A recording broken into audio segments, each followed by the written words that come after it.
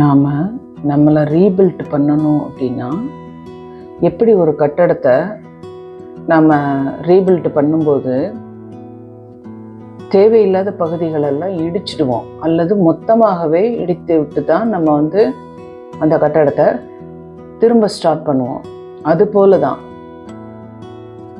நம்மளை நாம் இப்போ இருக்கிற இந்த வாழ்க்கை இந்த முறையிலிருந்து நாம் வாழ்ந்துட்டு இருந்த வாழ்க்கையில் மாற்ற வேணும் அப்படின்னு நம்ம நினைக்கிறோம் அப்படின்னா இதில் ஒரு சந்தோஷம் இல்லை, இதில் ஒரு திருப்தி இல்லை அப்படின்னு நம்ம உணரும்போது வாழ்க்கை மாறணும்னு நினைக்கிறோம். அப்படி வாழ்க்கை மாறணும்னா நாம் ரீபில்ட் பண்ணணும். அப்படி பண்ணும்போது நமக்குள்ள இருக்க தேவையில்லாத விஷயங்களை நாம்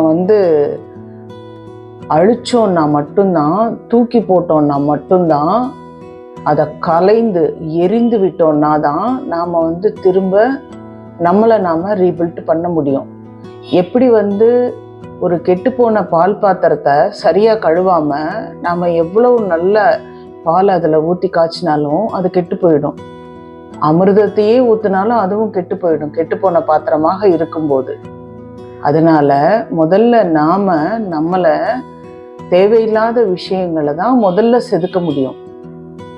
அதுக்கப்புறம்தான் தேவையான விஷயங்களை சேர்க்க முடியும். நாம் எப்பயுமே என்ன பண்ணுறோம் அப்படின்னா, நான் இங்கே போனேன், அங்கே போனேன், அதை கற்றுக்கிட்டேன், இதை கற்றுக்கிட்டேன், அதை தெரிஞ்சுக்கிட்டேன், இதை தெரிஞ்சுக்கிட்டேன், எனக்கு அது தெரியும், இது தெரியும், ஆனால் ஏன் என் லைஃப் இன்னும் மாறலன்னு நினைக்கிறோம்.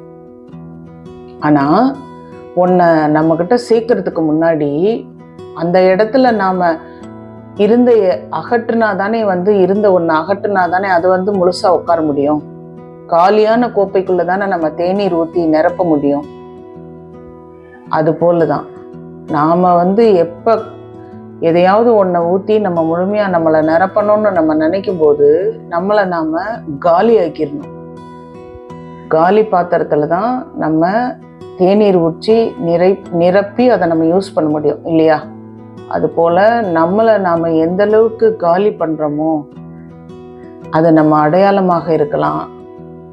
பிடித்த விஷயம், பிடிக்காத விஷயம், இது தெரியும், அது தெரியும், தாழ்வு மனப்பான்மை, உயர்வு மனப்பான்மை, பொறாமை, கோபம், எரிச்சல், இந்த மாதிரி நமக்குன்னு அடையாளமாக எதெல்லாம் உள்ள வச்சுருக்கோமோ அதுதான் நமக்கு மிகப்பெரிய பிரச்சனை. அதனால தான் மிகப்பெரிய கஷ்டம் நமக்கு. அதை எல்லாத்தையும் ஒன்று ஒன்றா நம்ம எடுக்க எடுக்க தூக்கி போட உள்ள நமக்கு பொறுமை, நிதானம், அன்பு, சமத்துவம், வெற்றி, சாதனை எல்லாமே நமக்குள்ள நடக்கிறத நம்ம பார்க்க முடியும். ஒரு கட்டத்தில் இதெல்லாம் கடந்து கூட ஒரு அமைதிக்குள்ளேயும் மௌனத்துக்குள்ளேயும் நம்மளால போக முடியும். அதனால நம்மளை நாம் ரீபில்ட் பண்ணணும்னு நினைச்சோம்னா முதல்ல இருக்கிறத, தேவையில்லாதத உடைச்சிட்டு தூக்கி எறிஞ்சிட்டு அதுக்கப்புறம் தான் நம்ம புதிதாக சேர்த்து கொள்ள வேண்டும்.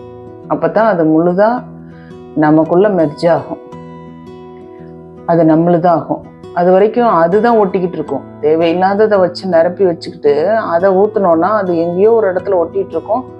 ஒரு சூழ்நிலை வரும்போது டக்குன்னு அது கீழே விழுந்துரும். ஏற்கனவே இருக்க நம்ம இயல்பு தான் வெளியில் வரும். நாம் கற்றுக்கிட்ட ஒன்று நமக்கு உதவாது. அப்போ உள்ளே இருக்கிறத காலி பண்ணிட்டு இதை முழுமையாக நிரப்பும் போது இதுவே நம்ம இயல்பாயிடும். அதுதான் நமக்கு உதவும். நன்றி.